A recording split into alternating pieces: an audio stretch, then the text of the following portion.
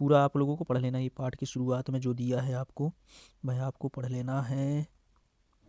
ये पहला पेज है, इसके बाद है ये वाला पेज। हम ऐसे फ़ोटो खींच खींच के रखे हैं अपने इसमें। फिर आप देखेंगे अगला ये है, यहाँ से आपका शुरू हो जाता है प्रश्न। तो आप इसको शॉर्ट को जो सारांश रूप में दिया है उसको आप लोग अच्छे से पढ़ लेंगे ताकि आपको समझ में आ जाए। तो चलिए प्रश्न शुरू करते हैं। प्रश्न पहला से, यदि किसी चतुर्भुज के विकर्ण परस्पर समकोण पर समद्विभाजित करे तो वह होगा, क्या होगा? समचतुर्भुज होगा या समलंब होगा या आयत होगा या पतंग होगा, ये आपको बताना है। तो वह होगा, क्या होगा? समचतुर्भुज होगा। समचतुर्भुज होगा क्योंकि इसमें समचतुर्भुज सभी भुजाएं समान होंगी और 20 से काटेंगे तो 1/4 बनेगा, तो सभी समकोण होंगे, है ना। इस तरह से अगला है प्रश्न दूसरा, किसी चतुर्भुज के चारों अंतःकोणों का योग होता है, क्या होगा? तो होगा 360। अंतःकोण का योग होता है 360। अगला है प्रश्न तीसरा, एक अष्टभुज की भुजाएं होती है 8, ये तो हमें पता है, आपको है ना, पता ही है। प्रश्न चौथा, षड्भुज के प्रत्येक अंतःकोण का योग है, इसको आपको करना पड़ेगा। इसका सूत्र है n-2 गुणित 180, ये वाला। तो क्या होगा? n मतलब इसकी जगह आ जाएगा 6 भुजा, 6 भुजा है तो 6 भुजा, 6 यानी 6 में 2 चला गया, 6 में 2 चला गया तो कितना बचा? 4, 4 गुणित 180 ऐसे कर लेना है आपको। तो 18 चौके 72 यानी 720 आएगा। इस तरह से तो सी वाला होना चाहिए, पर सी में गलत दिया है ऑप्शन, तो सी में आपको सुधार के 720 लिखना है, उसमें 270 दिया है, आगे का पीछे लिखा है, तो इस तरह से सी नंबर आपको सुधार के लिख लेना है। अब चलते हैं प्रश्न पाँचवा में, किसी चतुर्भुज के बाह्य कोणों का योग होता है, किसी चतुर्भुज के बाह्य कोण का योग कितना होता है? किसी चतुर्भुज बहुभुज के बाह्य कोण का योग, बाह्य कोण, तो सभी कोणों को जोड़ा जाए तो 360 होता है, ये हमें पता होना चाहिए। हम उधर पे शॉर्ट नोट जो दिया सारांश बोल रहे थे उसमें लिखा भी है ना, तो उसको पढ़ेंगे तो ये हमें क्लियर पहले से हो जाता है। हमें ज्ञात है पहले से किसी भी बहुभुज के बाह्य कोणों का योग 360 होता है। आगे देखेंगे प्रश्न छठवा। प्रश्न छठवा है, एक समबहुभुज की भुजाओं की संख्या ज्ञात कीजिए जिसके प्रत्येक कोण का माप 60 अंश है। तो दिया है यहाँ से समबहुभुज की प्रत्येक भुजा बाह्य कोण का माप, प्रत्येक भुजा के बाह्य कोण का माप 60 अंश है, तो बहुभुज की भुजाओं की संख्या कितना है वह ज्ञात करने के लिए हमें ये वाला है ना 360 होता है, बटे में क्या लिख देंगे? पूरे कोण का माप 360 होता है और बटे में जो कोण दिया है, जो भुजा दिया है हमें एक भुजा, उससे हम भाग कर देंगे। तो 6 एकम 6, 6 छंग 36, ये कटा हुआ है और 0 से 0 कटा तो 6 भुजाएं हमारा आंसर हो जाएगा। तो चलिए आगे के प्रश्न में, तो ये रहा प्रश्न सातवां, दी गई आकृति में x का माप ज्ञात कीजिए। ये आकृति दिया हुआ है, इसमें ये x का माप ज्ञात करना है। तो हमें ज्ञात है कि बहुभुज के बाह्य कोणों का माप, जो बाहर के कोण हैं उनका माप होता है 360, ये दिया हुआ है। अतः इन सभी को हम जोड़ देंगे और x को भी जोड़ेंगे, जैसे 90 धन 60 धन 110 धन x बराबर 360 बराबर 260, ये सब जोड़ने पर 260 हो जाता है। 9 6 14 9 6 15, 15 और 11 ये 26 यानी 260, जीरो जुड़ गया, धन x बराबर 360 ही आ गया। अब ये पक्षांतर हो जाएगा तो x यहीं रहेगा, ये इधर चला जाएगा तो ये माइनस में हो जाएगा। ये 360 में 260 गया तो 100 बचा, उत्तर ये हमारा क्लियर आ जाता है। अगला प्रश्न देखेंगे, प्रश्न आठवां। ये मोबाइल को क्या हो जाता है? प्रश्न आठवां है, एक बहुभुज के प्रत्येक अंतःकोण 180 अंश का है, प्रत्येक अंतःकोण 180 अंश का है, इसकी भुजाओं की संख्या ज्ञात कीजिए। तो ये प्रश्न बिल्कुल गलत है, क्योंकि ये सूत्र लगाएंगे तो 180 है ना, 180 अंश का कोण ही नहीं होगा, है ना, तो ये उत्तर हमारा गलत हो जाएगा। ये कहीं पर भी कोई भी है ना, कहीं पर भी लिखा नहीं मिलेगा इसका आंसर, आप लोग चेक कर सकते हैं चाहें तो, और विश्वास है तो आगे बढ़िए, है ना। अगला प्रश्न करते हैं आप लोगों को। प्रश्न 9वां, दिए गए समांतर चतुर्भुज पी क्यू आर एस में कोण आर बराबर 80 अंश है तो अन्य सभी कोणों का माप ज्ञात कीजिए। अन्य कोण का माप ज्ञात करना है, ये दिया है 180 अंश आर कोण, तो सभी का ज्ञात करना है, ये हमने 80 लिख दिया है क्योंकि ये उत्तर हमने बनाया है। 80 इसका सम्मुख कोण है। देखेंगे, दिया है समांतर चतुर्भुज पी क्यू आर एस में कोण आर बराबर 80 है तो सभी कोणों का मान, यहाँ पर आ जाएंगे कोण पी बराबर कोण आर, कोण पी बराबर कोण आर, यानी ये कोण आर बराबर कोण पी ऐसा है। तो 180 अंश, इसको आगे पीछे हम लिख सकते हैं, है ना। तो देखेंगे चूंकि कोण पी धन कोण एल, कोण एस, ये वाला कोण और ये कोण मिलके क्या हो जाएंगे, 180 अंश के होते हैं। हमें पता है आसन्न कोण है, क्योंकि ये आसन्न कोण है, आमने सामने के कोण। तो ये 180 अंश का होना चाहिए। और ये कोण क्यों है, सम्मुख कोण है, तो ये बराबर होंगे, है ना, क्योंकि ये समांतर चतुर्भुज है। समांतर चतुर्भुज में हमने ये पढ़ के रखा है कि ऐसा होता है। तो अगला देखेंगे इसको अब हम क्या कर देंगे, जो मान हमें दिया है, जैसे पी का मान है 80, तो पी के मान की जगह 80 धन कोण एस बराबर 180, तो क्या करेंगे, पक्षांतर करेंगे, कोण एस यहीं रहेगा, ये देखेंगे बराबर 180 अंश, और ये 80 उधर जाएगा तो क्या हो जाएगा, माइनस में हो जाएगा, यानी 180 में 80 घटा देंगे तो 100 बचेगा। कोण एस का मान क्या आ गया, 100 अंश आ गया। तो कोण एस का मान 100 अंश है, तो कोण एस किसके बराबर होगा, उसके सम्मुख कोण के बराबर होता है, यह हमने पढ़ रखा है पहले से। तो ये कोण इसके बराबर होगा, ये कोण इसके बराबर होगा, तो दो कोण हमें पता चल गया, तो चौथा कोण हमें पता चल गया। इस तरह से ये हमारा आंसर, इसका ये प्रश्न का हल कंप्लीट हो जाता है। अगला प्रश्न में चले जाते हैं।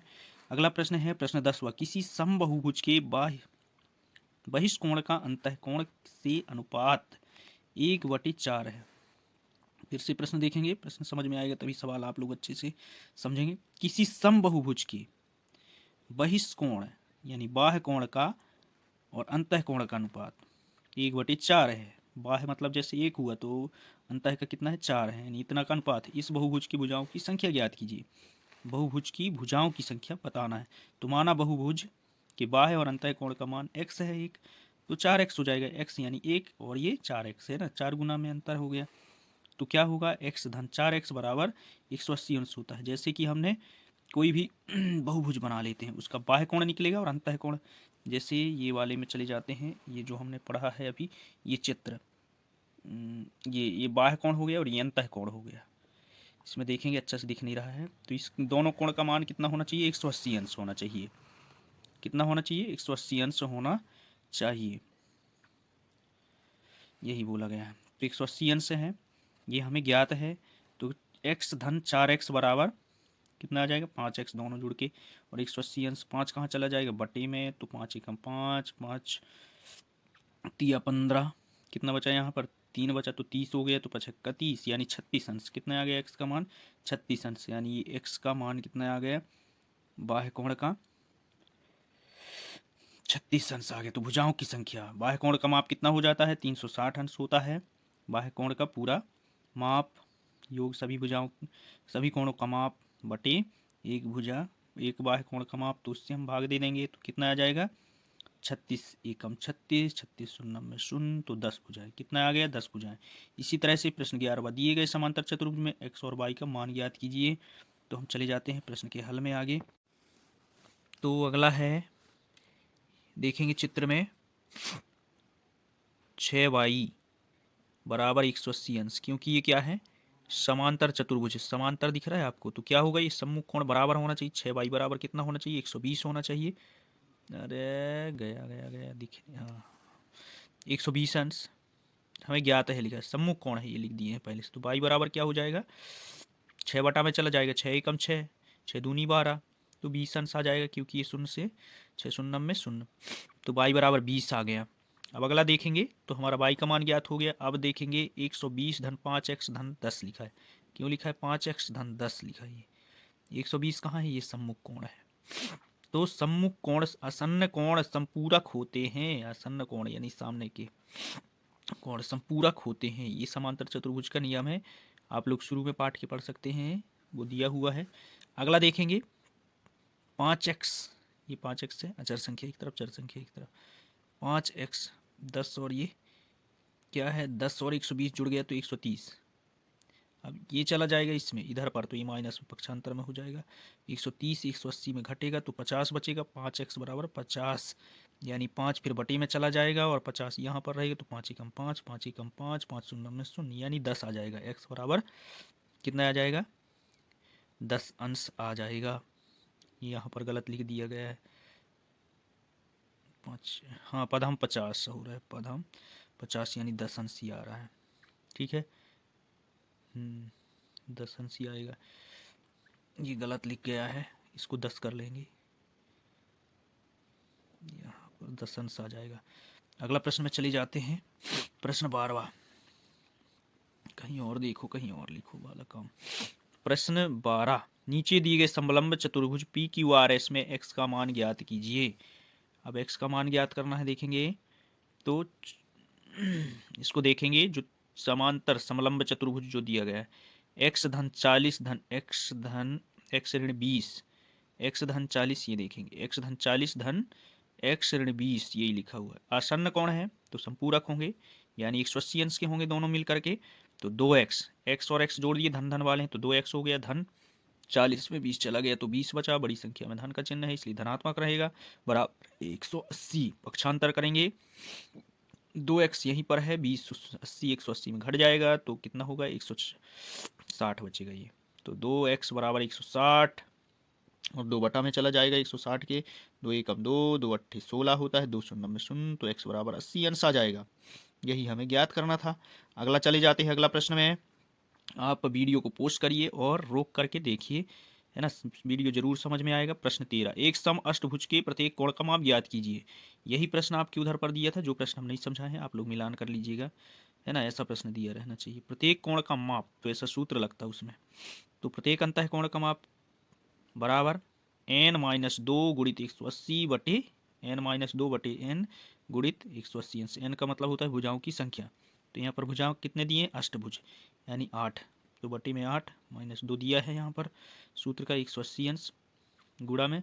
अब देखेंगे सवाल हल करके, तो 8 में 2 गया तो 6 और बटे में 8, तो देखो किससे कट रहा है, 2 से कट रहा है, 2 चौके 8 और 2 तिया 6, ये 4 से कट रहा है, 4 चौके 16 और 4 पंचे 20, क्योंकि यहाँ 2 बचा तो 45 दिया, 3 और 45 बचा तो इनका गुणा हो गया 3 और 45 का, तो 3 पच्चे 15 की 5, हासलाई 1 और 3 चूँकि 12 और 1 13, तो 135 अंश आ गया, ये हमारा आंसर।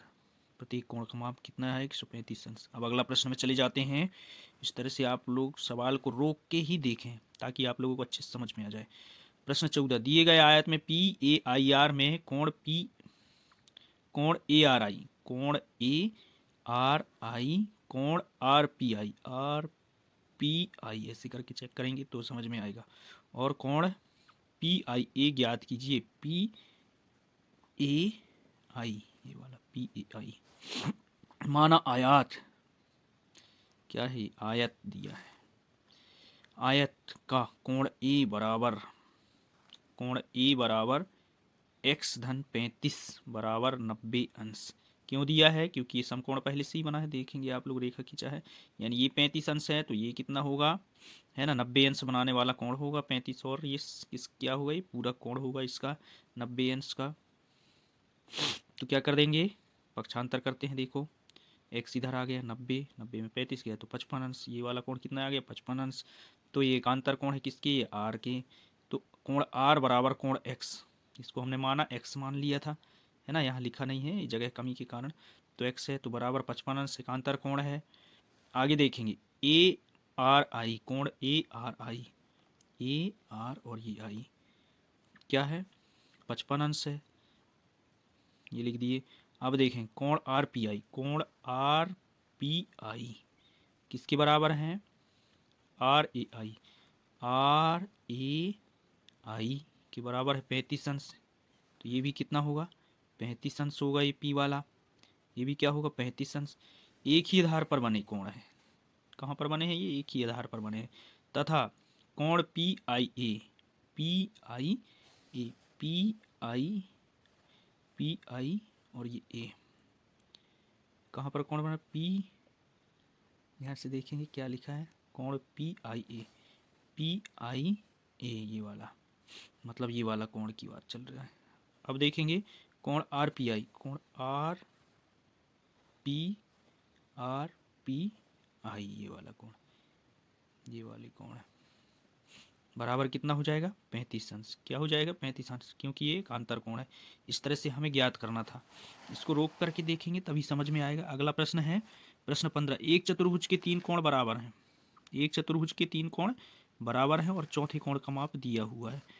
बराबर कोणों में प्रत्येक कोण की माप ज्ञात कीजिए। माना 3 बराबर कोण क्या है, x है, क्योंकि एक बराबर है तो कोई भी मान मान सकते हैं हम कि x है कि 1 है कि 2 है। तो x धन ये तीनों कोणों को x कर दिया, धन 120 दिया है एक, तो तीनों का माप कितना होना चाहिए, 360 होना चाहिए चतुर्भुज के कोणों का माप। तो 360 अंश ये हमें ज्ञात है, लिख देंगे, पक्षांतर कर देंगे, है ना, पहले जोड़ लेते हैं तो कितना हो जाएगा, 3x हो जाएगा, 3x लिख दिए और फिर पक्षांतर भी कर दिया है 360, तो इधर ये उधर चला जाएगा, 360 में 120 हटेगा तो कितना आ जाएगा 240। जगह कम होने के कारण है ना, वहीं वहीं पे किया गया है, आप लोग अच्छे से समझेंगे, रोक करके कापी में लिख के आप लोग देख लेंगे। तो 3x का 3x और 240, तो ये 3 बटे में चला जाएगा और 3 से कट जाएगा, 3 अट्ठे 24, 3 एकम 3, 3 अट्ठे 24, 3 शून्य में शून्य, तो 80 आ जाएगा। x बराबर 80 अंश। बराबर कोण में प्रत्येक कोण का मान 80 अंश है, यानी ये तीनों कोण कितने के होंगे, 80 अंश के होंगे। आप लोग जोड़ के देख सकते हैं, 360 आएगा। ठीक है, तो आज के लिए इतना ही। आप लोग इस चैनल में इस वीडियो से कुछ समझा है तो सब्सक्राइब करें आगे के लिए, और बने रहें वीडियो के अंत तक, आगे की क्लास पढ़ेंगे। धन्यवाद।